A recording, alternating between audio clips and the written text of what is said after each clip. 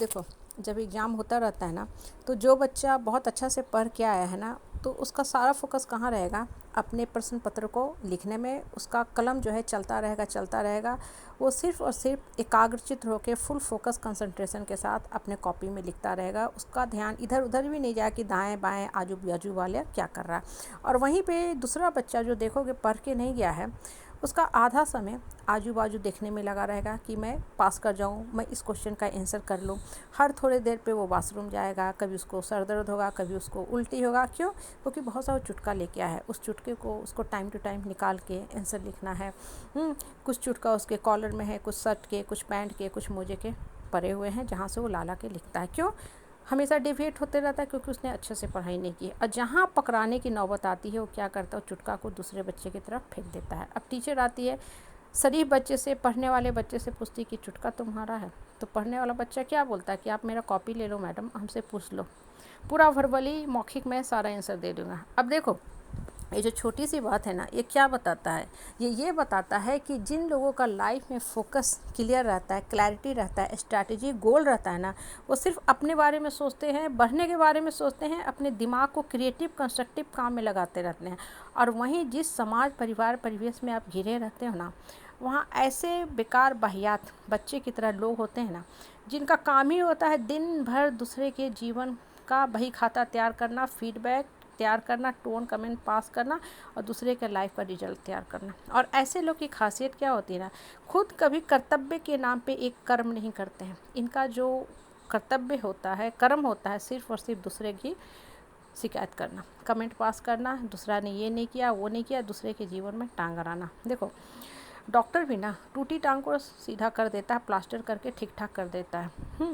लेकिन टांग अड़ाने वालों के जो नेचर होते हैं ना, उससे डॉक्टर भी परेशान होता है। क्योंकि डॉक्टर जो होता है पहले एक ह्यूमन बीइंग होता है, और डॉक्टर तो उसका प्रोफेशन है। चूँकि हार्ट लंग किडनी की उसने अध्ययन किया, तो वो आज डॉक्टर बन गया है। अपने अस के साथ वो क्या करता है? बॉडी का ऑपरेशन करता है, शरीर को ठीक करने का काम करता है। अब देखो, होता क्या है ना कि ऐसे जो बेकार के वाहियात के लोग होते हैं ना, इनकी बातों से आप कभी भी परेशान मत हुआ करो, क्योंकि ये आ ही हैं इसी काम के लिए। इनके लाइफ का कभी कोई ऊंचा मकसद नहीं होगा। आप 24 घंटे इनको पास करना ही करना है। अपना खाली समय कैसे ये पास करें? तो हमेशा देखोगे दूसरे के नाम लाइफ में निंबल करते रहेंगे, अवसरवादी होंगे, बहुत ही स्वार्थी होंगे, या घटिया प्रवृत्ति के होंगे।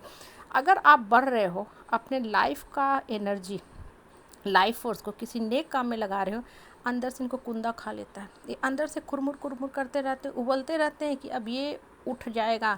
मतलब आप ग्रो कर जाओगे, बढ़ जाओगे। जब आप ग्रो कर जाओगे तो ये किसके ऊपर शासन करेंगे, किसको सेवक बना के रखेंगे, और ये चीज़ इनसे ज़रा भी बर्दाश्त नहीं होता। इसलिए ऐसे ही लोग को देखोगे ना, हमेशा दूसरे के बारे में बेकार के फीडबैक देते रहेंगे, क्योंकि इनका बढ़ना है नहीं। ये ऐसे ही चोरी करने वाले बच्चों के साथ कैटेगरी के होते हैं।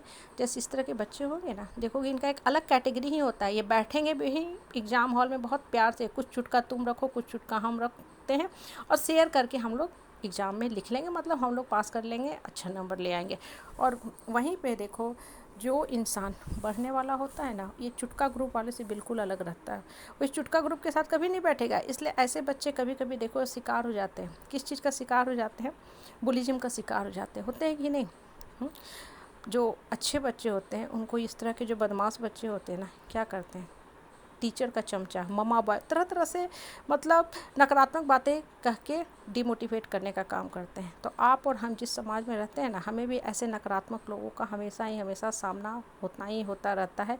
अब आपको जीना कैसे है, ये आपको खुद तय करना है कि कैसे हम मन को मजबूत बनाएं, कैसे अपने आप को स्ट्रांग बनाएं कि इन लोगों को खुलकर स्पष्ट शब्दों में जवाब दे दिया करें। और देखो, मन को मजबूत बनाओगे ना, तो कम शब्द में, सटीक शब्द में सही जवाब दे दोगे। और जिसका मन कमज़ोर रहता है ना, हमेशा आर्गुमेंट करता है, कन्फ्लिक्ट करता है, और रिटर्न में होता क्या है कि अपना तबीयत ख़राब हो जाता है, अपना जो होता है सर में दर्द शुरू हो जाता है, और वो दर्द आपको आगे चल के माइग्रेन का रूप ले लेता है। मतलब आपको अब हमेशा सर में दर्द रहेगा। उसका कोई बहुत ख़ास दवा भी नहीं होता। आपको योग का प्राणायाम करके ही आप ठीक हो सकते हो। कहने का मतलब क्या होता है ना, जब आपका मन मजबूत रहेगा ना, तो आपको आत्मा गाइड करेगी कि इस इंसान को कैसे हमको ठीक करना है, इसके लिए क्या उपाय करें कि इसको समाज के सामने एक्सपोज करके सोझा कर दें। नहीं तो होगा क्या कि इस तरह का जो सांप बिच्छू वाले लोग हैं ना, हमेशा उलझोगे, मारोगे, उलझोगे, हमेशा तंग करते रहेंगे। इसलिए मन को स्ट्रॉन्ग करके जियो।